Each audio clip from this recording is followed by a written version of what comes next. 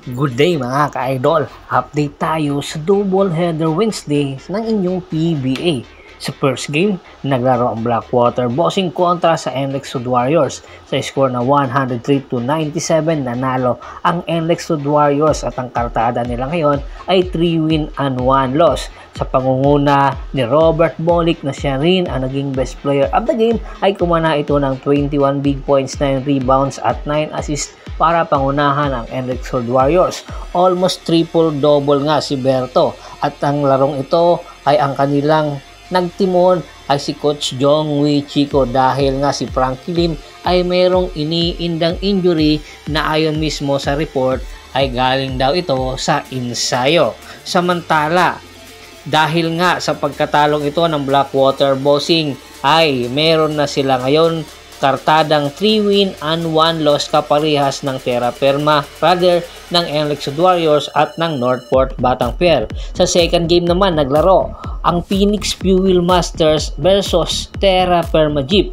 Sa score na 94-78 ay nanalo nga ang Phoenix Fuel Masters. Ang kartada nila ngayon ay 1 win and 2 losses sa pangunguna ni RR Garcia na kumana ng 20 big points, 10 rebounds at 6 assists para sa Phoenix Fuel Masters.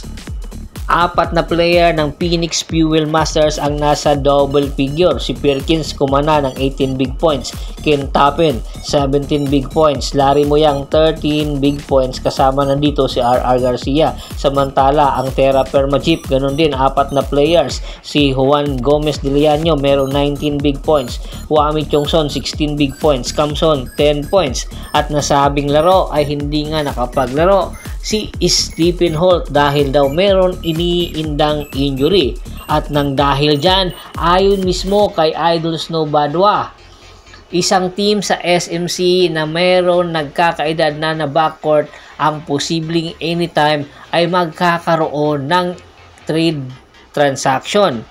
At anytime maililipat na daw ang nasabing player. At ayon nga sa ating insider, malaki ang posibilidad na ang tinutukoy sa nasabing trade negotiation at transaction ay si Stephen Holt. Ayon nga sa ating report, inihahalin tulad ito kay Stanley Pringle nang ilipat sa Barangay Ginebra na kung saan nakalaban pa ng Northport Batang Pier at naglaro pa si Stanley Pringle, pero hindi tinapos ang laro dahil daw meron injury. Pero sa sunod na laro ng Northport Batang Pier ay inanunsyo na nasa trading block na or nasa Barangay Ginebra na ito.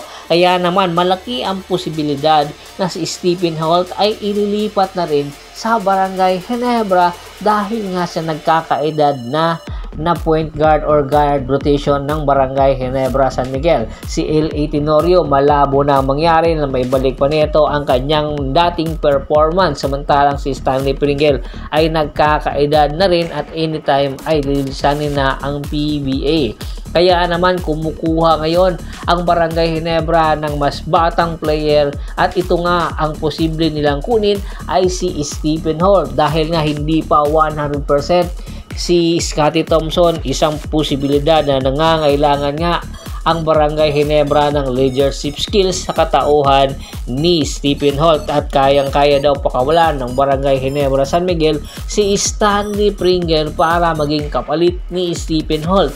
Ang nasabing negotiation kung sakali mang matuloy ay talo dito ang Terra Firma Jeep dahil mas bata pa si Stephen Holt, samantalang si Stanley Pringle ay ilang taon na lang itong pakikinabangan dahil nga nagkakaedad na si Stanley Pringle. Kaya inaasahan na posibleng dagdagan ang nasabing trade negotiation na nagaganap ngayon between Terra Firma Jeep at ng Barangay Ginebra San Miguel para maging patas ang nasabing trade transaction. Kaya kaabang-abang ang bawat kupunan dahil rather kung sakaling mang matuloy ang nasabing trade transaction ay it's a win-win situation sa bawat kupunan na kung saan magkakaroon ng bagong player at bagong sasandalan pagdating sa crunch time.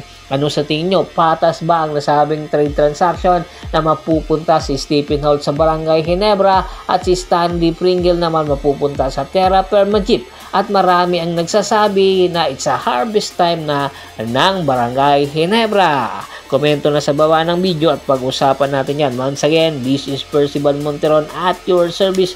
Don't forget to subscribe my sports channel at don't forget to click the notification bell button para nga maging updated palagi sa kwentuhan. At bago pa man natin tapusin ang ating kwentuhan, shoutout muna tayo sa ating mga solid na followers na laging sumusuporta sa atin. Kay Kagawad Kat sa Kinudukusin ng Hagonoy, Bulacan, Ricky Lanza ng Ricky Rider TV ng Tansa, Cavite, Ronald Bersubidad, Luis Alon, Anthony Lucky Alon, Rosalado Family ng Calbayog City, Samar, kay Sir Michael at Sir Dennis Rosalado. Marami pong salamat sa walang sawa niyong pagsuporta. Pakibisita rin po ng Facebook fanpage ko, paki-like, paki-follow at sa bagong FB page ko na Hapres PH na kung saan lahat po ng ating mga video na ina-upload ay doon na natin ina-upload sa nasabing Facebook page para naman maging updated kayo. Hanggang sa muling kwentuhan, maraming salamat po.